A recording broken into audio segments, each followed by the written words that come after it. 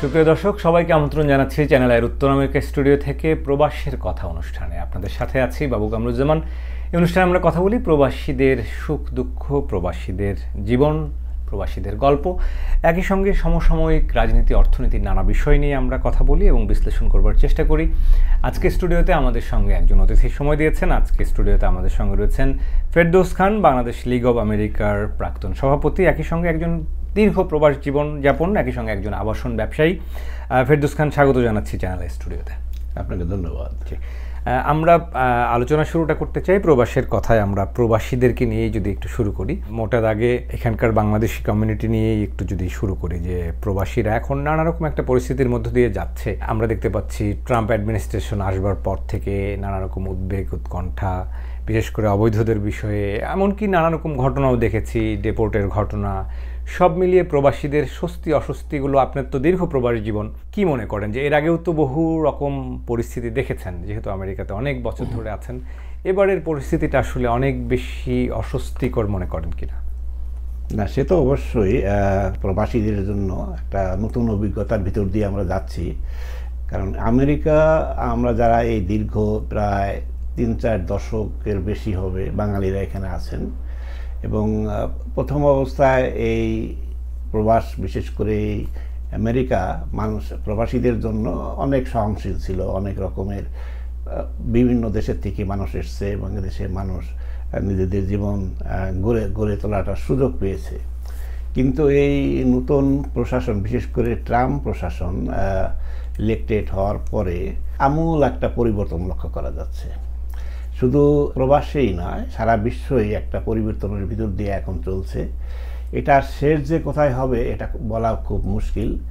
কারণ আমি এর আগের অনুষ্ঠানে আমি বলেছি যে উনি একজন ব্যবসায়ী, উনি ব্যবসাটা ভালো বুঝেন। রাজনীতি উনি কতটুকু বুঝেন এটার মূল্যায়ন হবে আরও পরে। তবে আমেরিকা সারা পৃথিবীতে আগের যে অবস্থানে ছিল, ধীরে ধীরে সেই অবস্থান থেকে আমেরিকা সরে আসছে। সারা পৃথিবীর মানুষই আমেরিকার সঙ্গে একটা অর্থনৈতিকভাবে একটা ভালো সুসম্পর্ক বজায় ছিল। কিন্তু এখন ভবিষ্যতে মনে হচ্ছে যে সেই সম্পর্ক আর আমেরিকা থাকছে না। বিশেষ করে তৃতীয় বিশ্ব তো আছেই, তারপরে ইউরোপ, তারপরে ভয়াবহ 2টা যুদ্ধ সংগঠিত হয়ে গেল। একটা তো আপাতত স্থগিত আছে, আর একটা এখনো চলমান আছে। তবে আমেরিকার আগে যে নেতৃত্ব ছিল সারা পৃথিবীতে, সেই নেতৃত্বের অবস্থানে আর আমেরিকা নেই। আমেরিকা ধীরে ধীরে সেটার থেকে সরে আসছে। আমেরিকা তার নিজের দেশের আভ্যন্তরীণ বিষয় নিয়ে অনেক ব্যস্ত।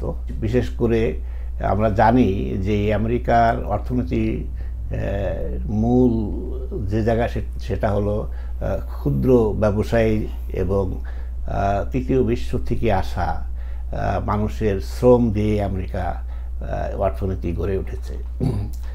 বিশেষ করে সাউথ আমেরিকার কথা আমি জানি। গত প্রায় 200 বছরের বেশি এই সাউথ আমেরিকা থেকে মানুষ এখানে আসছে। তারা এখানে এসে শ্রম দিয়েছে। তারা এদেশে কৃষিকাজে আমেরিকার অর্থনীতিকে অনেক সহযোগিতা করেছে।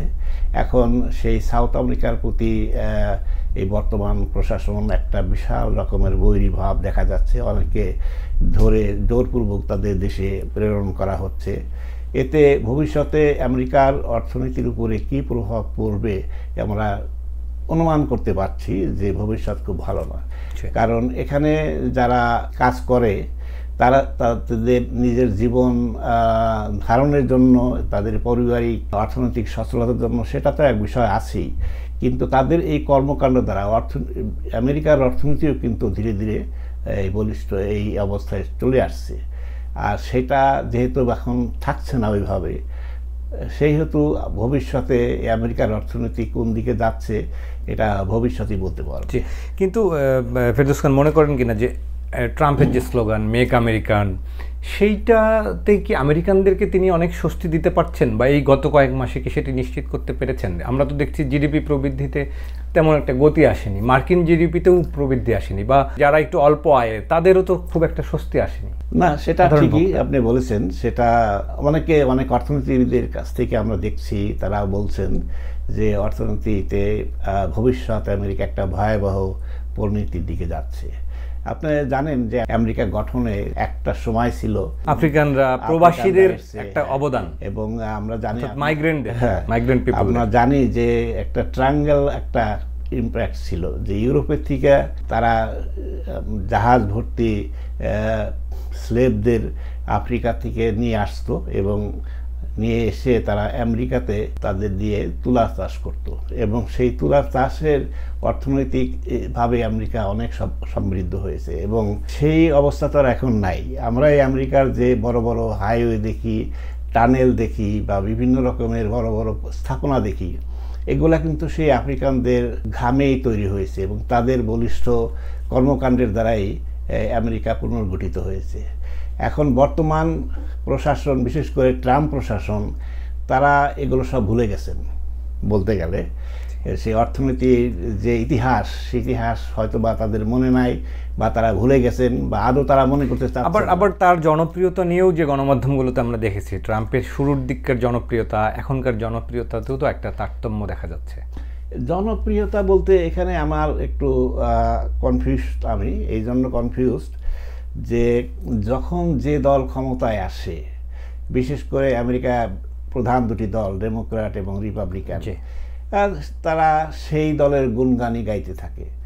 এটা সারা বিশ্বেই আছে, যেমন বাংলাদেশেও আছে।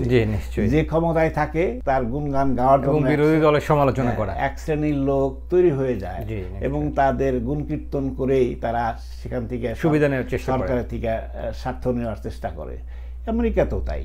আমেরিকাতেও আপনার রিপাবলিকান যারা আছেন, তাদের কথাবার্তায় মনে হয় না যে তারা আদৌ তাদের এই আমেরিকা, আমাদের এই দেশকে ভবিষ্যতের কথা চিন্তা করে তারা কথা বলছেন। তারপরে একটা জিনিস, মানবিক একটা দিক আছে। সেই পৃথিবীতে মানুষ সৃষ্টির প্রথম থেকেই মানুষ তার নিজস্ব অর্থনীতি, তাদের জীবনযাত্রা, মান উন্নয়নের জন্য ক্রমাগত চেষ্টা করে মানুষ আজকে এই পর্যায়ে আসছে। কিন্তু এই পর্যায়ে আসে আমরা কিন্তু সেই অভিজ্ঞতার ফল দেখতে পাচ্ছি না। এখন ভবিষ্যৎ আমাদের মনে হচ্ছে যে খুবই অনিশ্চিত, এবং খুবই সারা বিশ্বে একটা অস্থিরতা। যেমন আমি আপনাকে একটু বলি যে একের পর এক ট্রাম্পের এই যে শুল্ক নীতি, সেটির তো একটা বড় অভিঘাত আসছে বিশ্বব্যাপী। চীন কাউন্টার শুল্ক দেওয়ার কারণে হয়তো সেটা, চীনের সাথে যেহেতু একটা যুদ্ধ, আমরা দ্বন্দ্বের জায়গা পরিষ্কার।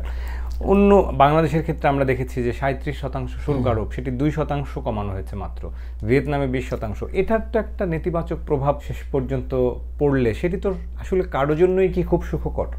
না, সে তো অবশ্যই নয়। কারণ শুল্ক, আমেরিকা যে শুল্কের ব্যাপারে বিশেষ করে এই ট্রাম্প প্রশাসন কনজারভেটিভ একটা পলিসিতে চলছে, কাজ এখন করছে, যে শুধু বাংলাদেশ নয়, সারা বিশ্বের সঙ্গে তা এই ব্যাপারে একটা অসহিষ্ণু একটা অবস্থার সৃষ্টি হয়েছে, এবং পৃথিবীর যে ওয়ার্ল্ড ইকোনমি, সেই ইকোনমিটা চেঞ্জ হয়ে যাবে এখন।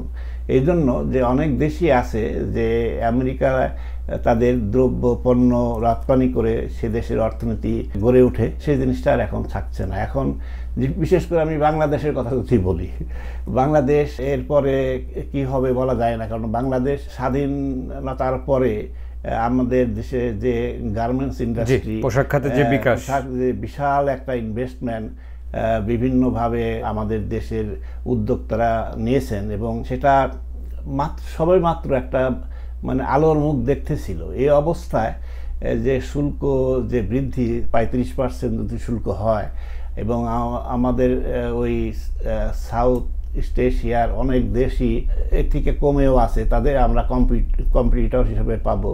কাজেই আমাদের যে বিশাল বিনিয়োগ গার্মেন্টসের উপরে, সেই বিনিয়োগের টাকা আমাদের যারা উদ্যোক্তা ছিলেন তারা তুলে আমাদের অর্থনীতিতে অবদান রাখতে পারবেন কিনা, এটা খুবই আনসার্টেন। তবে বর্তমান পরিস্থিতিতে আমার মনে হয় ট্রাম্পের 1 বছরও হয় নাই, মাত্র কয়েক মাস হয়েছে। তারপরে উনি তো আগামী 4-5 বছর থাকবেন, এবং 4-5 বছরে উনি কোন দিকে কি করেন সেটা একটা অনিশ্চিত অবস্থার মধ্যে দিয়ে যাচ্ছে। এট দ্য সেম টাইম আমি বাংলাদেশের ব্যাপারে আমি যদি একটু বলি, সেটা হলো যে বাংলাদেশের একটা অস্থির অবস্থা চলছে এখন। নিশ্চয়ই আমি বাংলাদেশ প্রসঙ্গে আসতাম, আপনি যেহেতু বলছেন। অস্থির অবস্থা খুবই, এবং আমাদের দেশে এখন শোনা যাচ্ছে যে অনেক ইন্ডাস্ট্রি বন্ধ হয়ে যাচ্ছে। তারা শ্রমিকের বেতন দিতে পারছে না, বা তাদের সেই গার্মেন্টসের যে দ্রব্য বিদেশে রপ্তানি করবেন, তা সেই হিসাবে তারপরে সরকারের ভেতরেও অনেক রকমের কথাই শোনা যাচ্ছে যে অনিশ্চিত পরিবেশ, আইন শৃঙ্খলা পরিস্থিতি খুবই নাজুক অবস্থায় চলছে। আমরা দেখলাম গতকালই টেলিভিশনে দেখলাম 2-3 দিনের যে ঘটনা প্রবাহ, নির্মমভাবে একজন ব্যবসায়ীকে প্রকাশ্য রাজপথে নির্মমভাবে তাকে পাথর দিয়ে পিটিয়ে হত্যা করা হচ্ছে। তো এই সমস্ত ঘটনা বাংলাদেশকে কোথায় নিয়ে যাবে এটাও খুব আনসার্টেন ব্যাপার। তাছাড়া বাংলাদেশে সামনে একটা নির্বাচনের কথা শোনা যাচ্ছে। সর্বোপরি বলা যায় যে বাংলাদেশের অর্থনীতির একটা অনিশ্চিত দিকে এখন বাংলাদেশ চলছে।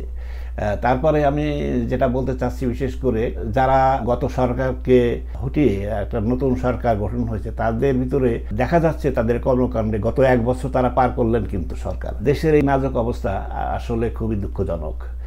আর আমি বর্তমান সরকার যারা আছেন, বিশেষ করে যারা দ্বিতীয় ইলেকশন হয় নির্বাচিত সরকার আসবেন, সেটা তো পরের কথা, কিন্তু এই যতদিন তাদের নিয়ন্ত্রণে দেশটা চলছে তাদেরকে আরও দক্ষ হতে হবে, আরও কর্মঠ হতে হবে।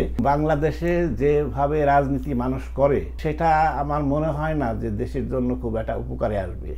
আমরা দেখতে পাচ্ছি যে লক্ষ লক্ষ লোক জড়ো করে চিৎকার করে রাজনৈতিক নেতারা বক্তৃতা দিচ্ছেন, তাদেরকে বোঝানোর চেষ্টা করছেন।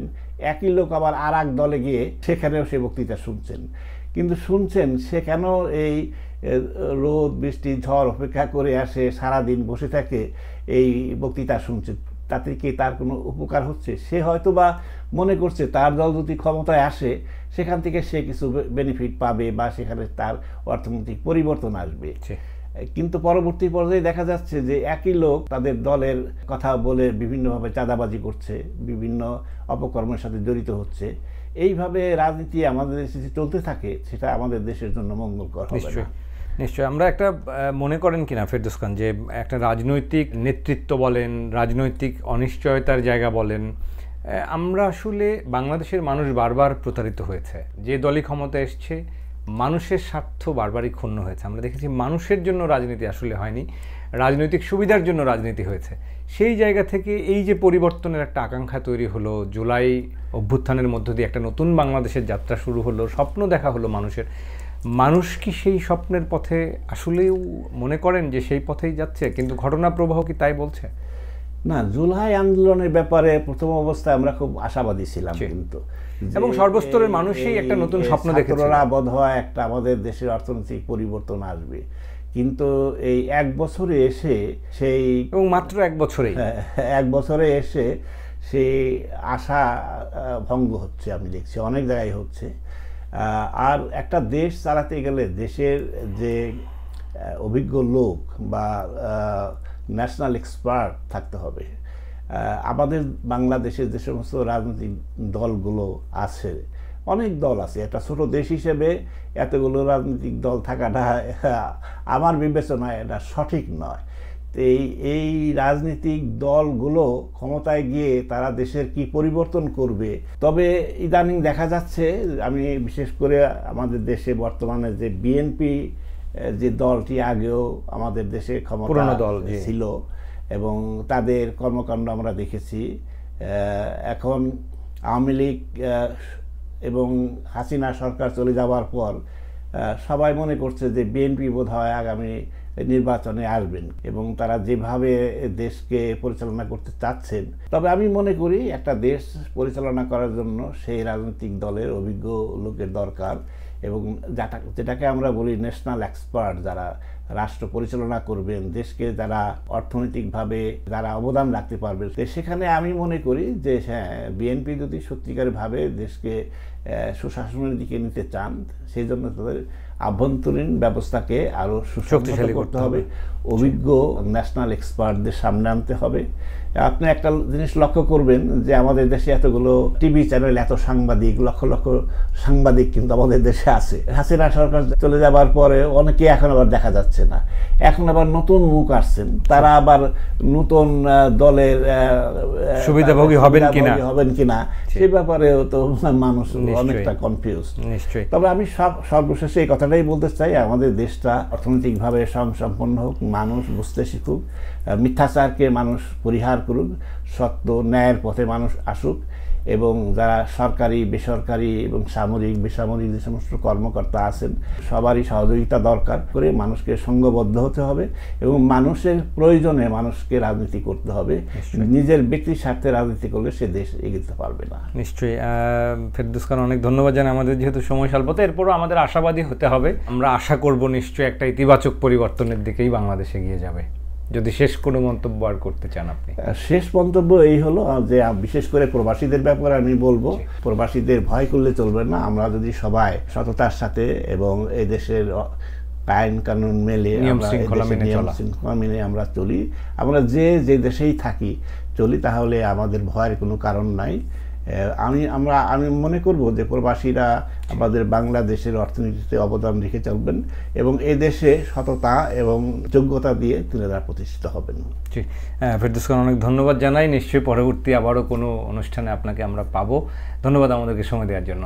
আপনাকেও ধন্যবাদ আজকে আমাকে কথা বলার সুযোগ করার জন্য।